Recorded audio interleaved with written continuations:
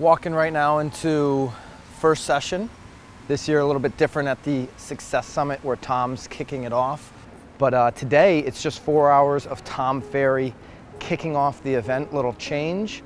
And I'm excited for day one. I always learn a lot. I always consider this conference the State of the Union of real estate. So looking forward to seeing what's top of mind and how Tom's gonna set the tone for this year's conference.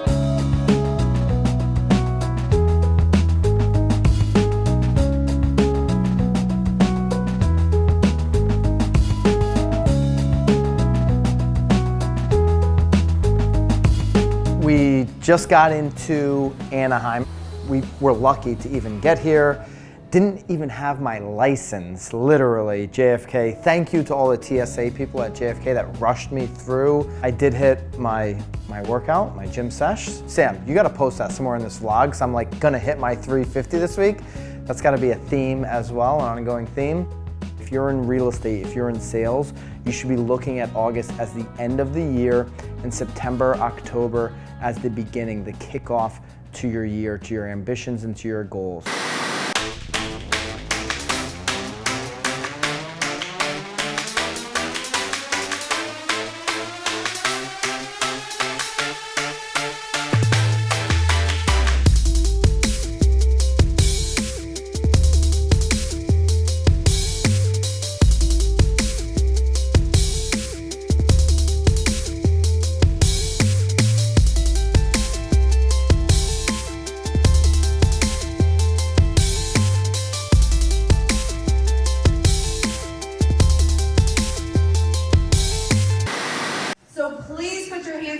Help me welcome Mr. Byron Lazine. I wanted to think about this talk in the context of what we all know is coming from disruption or here, right? Like Zillow and all these different things cutting into our commission.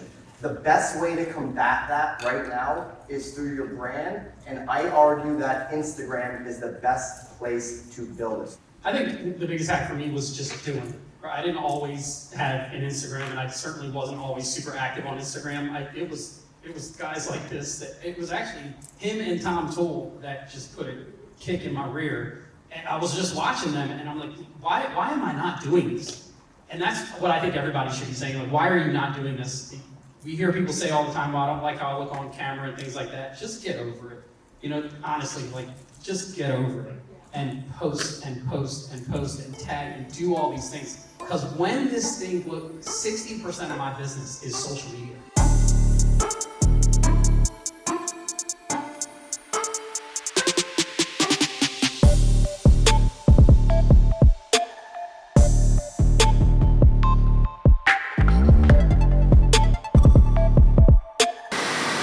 Really appreciate it. We're gonna do this again. Nice. Thanks for having me. Thanks, brother. That's it. Cool, man. Good stuff. So I'm curious, what just, not necessarily about the content, just this whole experience? Because I remember like watching some of the stuff for the first time and like my wheels started spinning. Yeah. What's going through y'all's head right now? Thinking bigger, because I've been so focused on handling scripts or being so deep into real estate, and I want to expand and I want to do bigger. But I feel like tunnel vision, so my expansion for my mindset has just not been there. And so by being in this environment and hearing you guys think about bigger things, that's just like opening up so much for me. I'm like, oh man, I need to really think on a bigger scale for my future. When I see very highly optimal, effective people still like taking notes, still garnering more and more knowledge and using that content to help others, because I believe what you get, you got to put it back out in the atmosphere. You got to do that. That lights me up. What's up, guys? I actually just got back up to the room after finishing my 350th workout within a 365-day period. Sam, you got to pop that photo up right here. Sam took the red eye back last night, but you know, this journey, it got me in shape and I committed to my health, and that was a byproduct of what it really taught me, which is if you have extreme accountability on something, you're not gonna fail. So pretty big moment for me to do it here at the TF Summit, because it was after last year's TF Summit that I decided to commit to that, and just super pumped. The next one has got to be bigger than the last one, so stay tuned for that.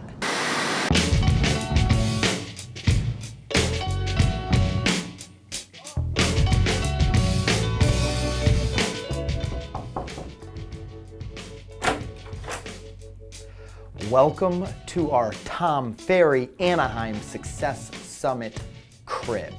Come on in. They said this is a connector room, like they connect it by this little hallway. So first I'll show you the room that I'm sleeping in, and then I'll show you the podcast room. AC, got a nice full mirror here. I gave you this tip. If you didn't see the last vlog, if you didn't see the last crib tour when we were in Vegas at the Aria, I said you always gotta buy your goods on the way from the airport to the hotel. So we got our Uber driver to stop by, get our waters, get our, anything that says organic, by the way, is good for you. So just buy it up if it says organic. We get our organic snacks.